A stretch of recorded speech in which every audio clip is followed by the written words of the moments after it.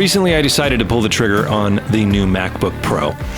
I went with a 14.2 inch because, well, it's the cheapest.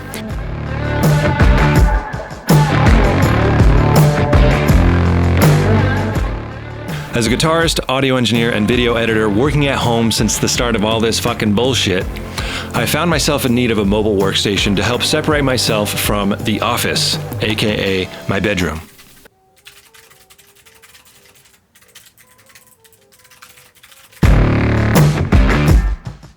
Working out of the same room day after day, month after month, year after year, working on very analytical tasks, it's sometimes hard to separate yourself from that analytical mindset and enter a creative state. For me, this is just because I associate this space with work and not with creativity. With millions of people finding themselves in the same situation or similar situations, I assume that many of you, if not most of you, that work from home can relate to this sentiment as well.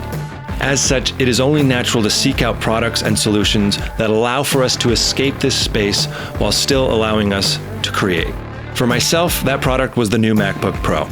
As a content creator, my goal in this video is to help you make your decision whether or not the new MacBook Pro is for you as well, or whether you want to go, yeah, that thing sucks, it's not for me.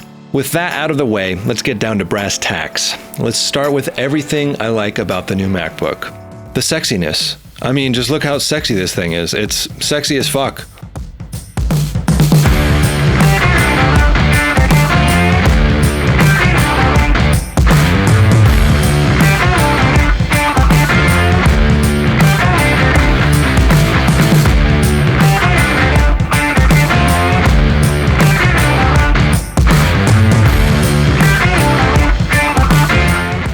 Now that sweet B-roll section is over, let's get to the second thing I like about this thing, the speed.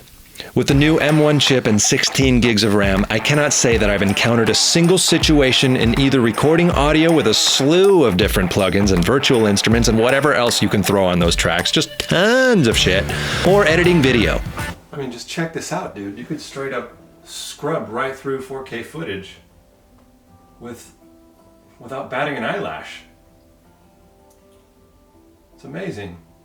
The third thing I like about the new MacBook, the fingerprint scanner. I realize this is not an exclusive feature for Apple products or the new MacBook Pro, but man is it convenient. Moving on to the final thing I like about the new MacBook, the build quality. I was going to include a section in here on the ports, but I forgot to shoot B-roll of the ports, so we're moving on to the build quality. This thing is built like a tank. Anyone that's owned a MacBook before can attest to this. I got 6 years out of my last MacBook, so if I can get another 6 years out of this one, I'll be very happy.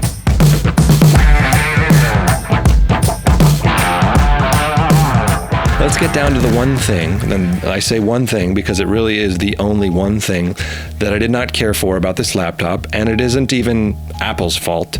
The fact that there was no out-of-the-box compatibility with Pro Tools, which is made by Avid.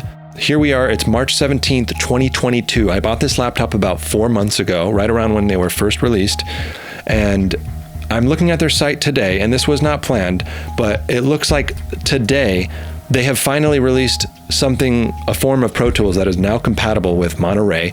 It's Pro Tools 2021.12, and it is supported on Monterey 12.3. It only took them 4 months to release an update.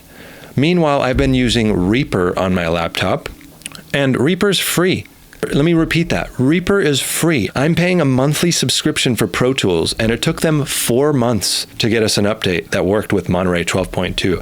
With all that out of the way, that's my thoughts on the new MacBook. If you guys have any questions on things that I might have missed, which I'm sure there's things I did miss, feel free to drop a comment in the comment section down below, and I'll be happy to answer them. I appreciate you guys for stopping by. If you liked the video, give it a like. If you didn't, give it a dislike. I'd appreciate it if you subscribed. If not, no big deal. I'll catch you guys in the next one. Thanks.